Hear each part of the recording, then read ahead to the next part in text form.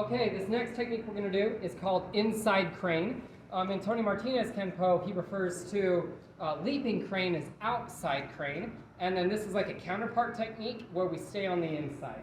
So when I'm talking about inside and outside, all we mean is that it's for a right punch. As the right punch comes in, inside would be staying in on this side of the door. It means I'm kind of fighting hot, how some people would describe it. That just means that I move to the side where this hand is, and we're going to trade punches. Outside would be if she goes to punch and I move over to it. I move back here away from that backhand, kind of fighting cold. So inside crane, we're going to stay hot. We're going to stay right on the inside. I'll demo it. So as the punch comes in, I move in like this, extend it outward block with my left hand, and as I do that, I'm going to throw this kind of glancing punch into the rib cage here, just like this.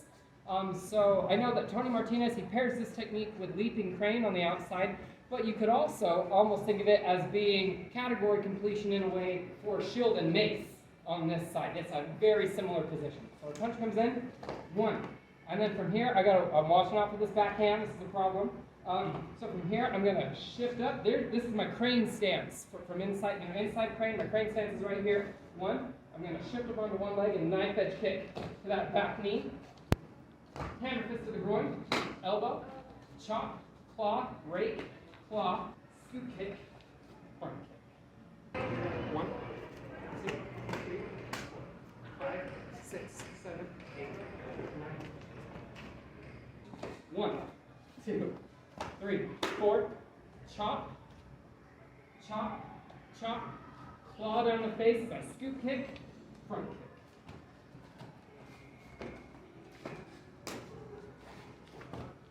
This is a really difficult technique to pull off, but there's a lot of really good concepts and principles in it. Punch comes in, I move in, I block. We start in the lower zone, and you'll notice our attacks just move all the way up. We're just teaching our students how to manipulate our opponent, starting in that lower zone and moving up. So as Lynn throws the punch, I come in with here, boom, here. We start in the very lowest zone with this kick, hammer fist.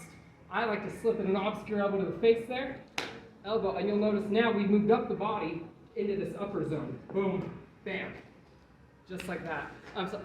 It's a really great technique. It's got a lot of great movement in it. Those first 3 moves, they should almost have like a, for people that know music theory, almost like a triplet timing. This punch comes in and it should be boom, boom, bam. It's got to be boom. 1, 2, 3. Immediately, back leg, groin. There is a lot of timing that has to happen so that you're not punched by that left hand. 1, 2, 3. Immediately. So she comes in one more time. And I come to here. Boom. Bam. Here. Boom. And we got to get up to this elbow quick because that back hand's coming in. So here, elbow. And then from here, outward chop. And then this part, we'll try this part on the body in a minute. But we'll outward chop. We got this pulling action here. It's just a little bit of friction as we pull from this chop to this chop. Settle for a chop here. Claw down the face. Scoop kick. Front kick. From the chop, I'm going to get this frictional pull from chop to this chop here. It's a tiny bit of friction, but it's enough to hit right here as we pull through to this chop. So here, and then we'll come around to this side. Boom, boom, boom. 1, 2, 3. So from here, this elbow right here, is that all right? Okay, so here, we're going to unwind. I don't know the best thing, maybe right here to get. It's kind of going to drop like this. Boom. You see, just like that. But we want to keep it in really close to the head. Just chop to the neck here. It's going to let it wrap around a little bit. Don't be so solid and rigid with it. I'm almost chopping with right here and trying to increase the surface area of my chop on her neck. And then you see this little pull almost with the pinky, this ridge right here is going to pull through for the second chop. Boom, and we hit. So it's going to be this timing here.